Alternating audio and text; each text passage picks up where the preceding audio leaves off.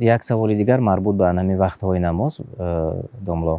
در بعض منطقه ها وقتی نماز بین مثلا مغرب و بین عشا ساعت‌های دیر می شود، یعنی تقریبا ساعت‌های 10:30 شب نماز مغرب می آید و تقریبا ساعت 12 نیمه شب وقتی نماز عشا می بیاید.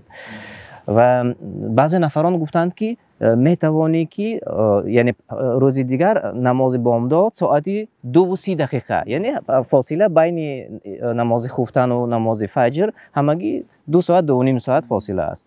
یعنی گفتند که برای مشقت نشود روز دیگر کار میکند انسان ها، گفتند که مغرب و خفتن را عشا را یک جا خواند باقی نیست. گفتند به این شما چی میگوید؟ چی اساس دارند و موافق کدام دلیل همین سخنها را گفت؟ اصل نمازها باید چخیلی که در بالا گفتیم در وقتش خوانده شود و در مذهب امام ابو حنیفه رحمت الله علیه دو نماز را یک جای کرده خواندن ممکن نیست مگر هم برای حاجی ها در مزدلفه و در عرفات. فقط برای شخص حاجی در عمرش یک مرتبه اگر حج کند همینقدر.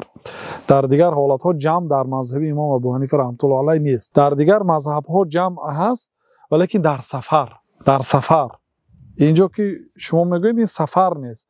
آن آدم هایی که اجازه دادن در این مسئله مشقت به نظر گرفتن، گفتن که یک قاعده هست در شریعت، قاعده بزرگ، المشقت تجلب التیسیر، مشقت آسانی را طلب میکنه. بنابراین به همین قاعده مردم که در بسیارتر در کار و در مهاجرت هستند خسته شده می آیند و گاه شام میخوانند و دیگر قدرت این منتظر شدن خفتن ندارند، جمع کنند. یعنی این مذهبی طایفه از علما همچون مشقت به نظر گرفتن و اینچون یک چیزی دیگه به نظر گرفتن که اگر فتوا ندهند هم نماز خفتن اونا قضا میکنند، خواب میکنند نماز خفتناشون قضا میشد. یعنی همین چیزای به نظر گرفته فتوا دادند.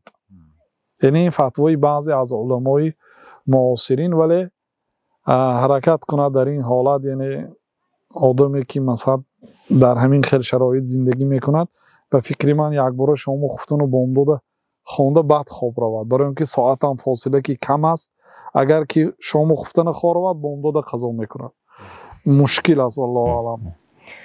تشکر زیاد، بسیار جوابی مفصل بود.